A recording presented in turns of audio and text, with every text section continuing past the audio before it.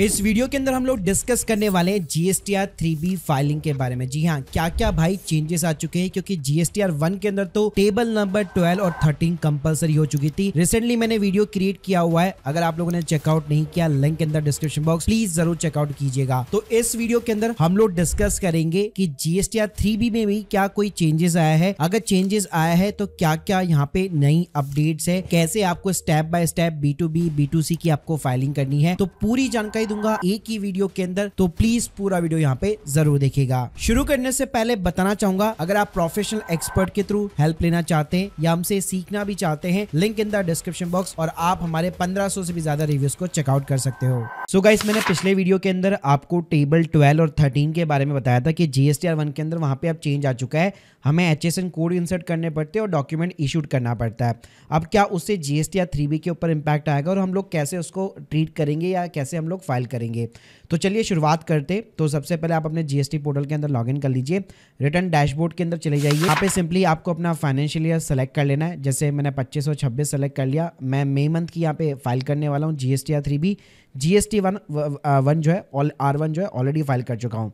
तो सबसे पहले यहाँ पे 3B को इनिशिएट करने से पहले आपका काम होना चाहिए, तो जीएसटीआर जो 1 है उसका डेटा आप डाउनलोड कर लीजिए। तो सिंपली यहाँ पे आप डाउनलोड कर सकते हो। तो आप अपने जीएसटीआर 1 के अंदर जाइए, वहां पे आपको ये PDF का ऑप्शन मिल जाएगा, इसको आप सिंपली डाउनलोड कर लीजिए। अब इससे फायदा हम लोगों को ना ये मिल जाता है कि जीएसटीआर 1 के अंदर जो भी डेटा आपने फिलअप किया होता है, क्योंकि जीएसटीआर 3B में भी ऑटोमेटिकली वही डेटा जो है प्रीफिल्ड होके आपको मिलने वाला है। तो आपको पता होना चाहिए कि जीएसटीआर 1 के अंदर मैंने क्या चीजें जो है डेटा जो है इनपुट किया था। अब हम लोग जीएसटीआर 3B यहाँ पे प्रिपेयर करेंगे, तो प्रिपेयर ऑनलाइन बटन के ऊपर क्लिक करना है। तो यहाँ पे सबसे पहली बात तो ये कि जीएसटीआर 3B आपको तभी फाइल करनी है जब जीएसटीआर 2B जनरेट हो जाती है। जी हाँ, अगर आपकी जीएसटीआर 2B यहाँ पे जनरेट नहीं हुई है बेसिकली, तो कभी भी आपको जीएसटीआर 3B फाइल नहीं करनी है।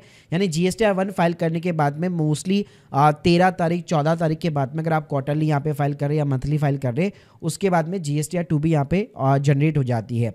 तो मेक श्योर करो जीएसटीआर 2B जनरेट होगी, उसी के बाद में आपको इनिशिएट करना है। इसके साथ में देखो, अगर आपकी नील की रिटर्न है, कोई भी आपने यहाँ पे सेल वगैरह कुछ भी नहीं किया था और ना ही कोई परचेज वगैरह के इनवॉइस, ऐसा कुछ भी नहीं है, तो बड़ा ही सिंपल है। जब आपसे ये क्वेश्चन पूछेगा कि आपकी नील की रिटर्न है, तो आप यस बटन के ऊपर क्लिक कर OTP डालकर जीएसटीआर 3B जो है नील फाइल कर सकते हो। अब दूसरा केस यहाँ पे आता है, जब आपकी टैक्सेबल यहाँ पे जो है जीएसटीआर रिटर्न थी, जो आपने R1 के अंदर अपनी प्रॉपर तरीके से आपने अपनी सेल वगैरह जो है सारी चीजें आपको आपने दिखाई थी।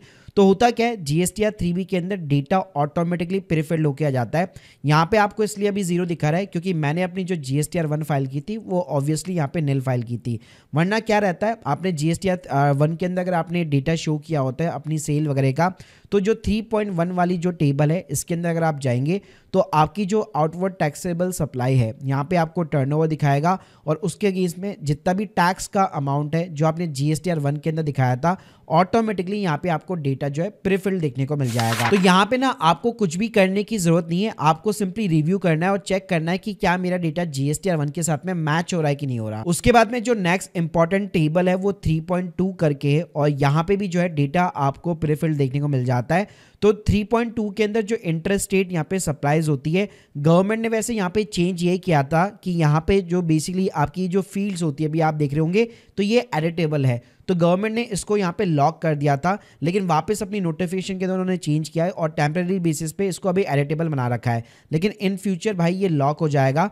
तो जो भी डेटा आप अपनी जीएसटीआर 1 के अंदर दिखाते हैं, यानी जीएसटीआर 1 के अंदर जब आप फाइलिंग करते हैं, तो आप B2C के अंदर यहाँ पे स्टेट वाइज जो भी यहाँ पे अनरजिस्टर्ड सप्लाईज दिखाते हैं, ऑटोमेटिकली इस कॉलम से जीएसटीआर 1 के इस कॉलम से डेटा जो है प्रीफिल्ड होके सिंपली तरीके से आपका ये वाला जो 3.2 का टेबल है जीएसटीआर 3B का, उसके अंदर आपको डेटा देखने को मिलता है। तो यहाँ पे भी कोई भी आपको चेंजेस नहीं करने, आपको सिर्फ रिव्यू करना है कि जीएसटीआर 1 के अंदर मैंने यहाँ पे जो अपनी सप्लाईज यहाँ पे दिखा रखी है, अनरजिस्टर्ड पर्सन की B2C की जो सप्लाईज दिखा रखी है स्टेट वाइज, वो इस डेटा के साथ में यहाँ पे मैच हो रही कि नहीं हो रही। उसके बाद में हमारा जो इंपॉर्टेंट टेबल होता है वो होता है 4th नंबर का, जो कि होता है एलिजिबल ITC। ITC का मतलब है इनपुट टैक्स क्रेडिट।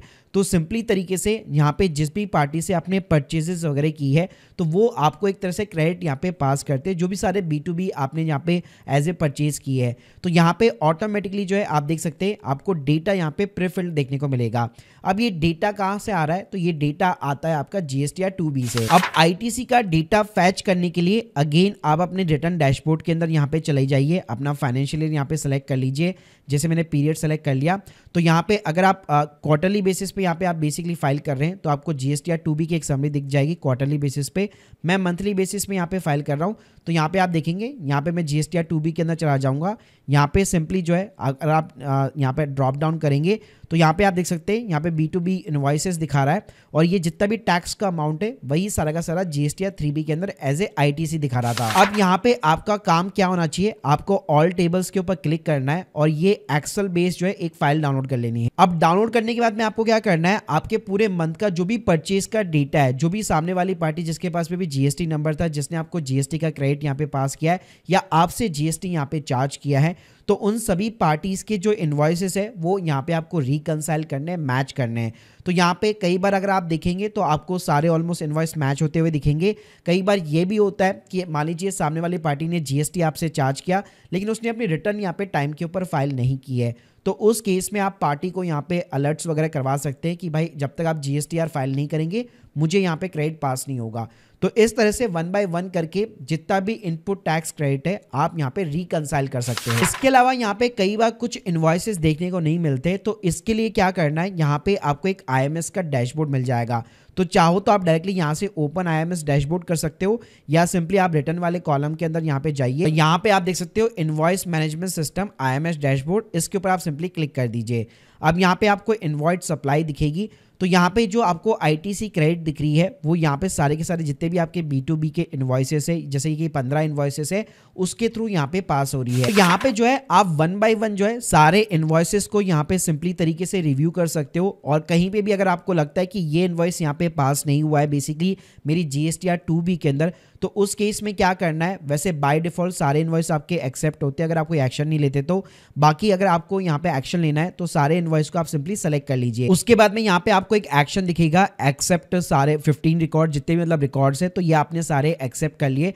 उसके बाद में सिंपली इसको सेव करा दीजिए। ऐसे सारे रिकॉर्ड यहाँ पे सेव हो जाते हैं। उसके बाद में आपको थोड़ा सा बैक आना है और यहाँ पे आप देखेंगे सारे इनवॉइसेस आपके एक्सेप्ट हो चुके हैं। अब सिंपली यहाँ पे नीचे की साइड में कंप्यूट GSTR 2B का यहाँ पे एक ऑप्शन दिया गया है, तो इसके ऊपर आपको वापस क्लिक करना है। तो जैसे इस बटन पे आप क्लिक करेंगे तो वापस आपकी GSTR 2B का क्रेडिट जो है रिकम्प्यूट होगा। तो कोई भी अगर इनवॉइस यहाँ पे छूटा हुआ है उस पर्टिकुलर पीरियड का तो वो सिंपली तरीके से पास हो जाएगा। उसके बाद में वापस अगर आप अपने GSTR 2B के अंदर जाएंगे तो जो यहाँ पे हम लोगों ने रिकम्प्यूट किया है उसका पूरा डेटा यहाँ पे आपको रिफ्लेक्ट होता हुआ दिखाई देगा। वापस आप अपने GSTR 3B के अंदर चले जाइए और यहाँ पे जो डेटा प्रीफिल्ड आ रहा है उसको यहाँ पे आप एक तरह से क्रॉस वेरीफाई कर सकते हो कि जितना GSTR 2B के अंदर मेरे को अपना IT से इनपुट टैक्स क्रेडिट दिखा रहा है उतना ही यहाँ पे मैं सिंपली तरीके से अवेल कर पा रहा हूँ। इसके बाद में हमारी जो मेन टेबल होती है वो 5.1 रहती है। तो अगर आप यहाँ पे लेट फाइल कर रहे हैं अपनी GSTR 3B, मान लीजिए ड्यू डेट यहाँ पे जा चुकी है, तो उस केस के अंदर कोई भी लेट फीस वगैरह लगनी होगी तो वो आपको 5.1 टेबल के अंदर देखने को मिल जाती है। उसके बाद में प्रोसीड टू पेमेंट बटन पे क्लिक करना है, नीचे की साइड में आना है। तो देखिए यहाँ पे मेरी राइट नाउ कोई भी टैक्स लायबिलिटी नहीं है, लेकिन अगर आपकी कोई भी टैक्स लायबिलिटी है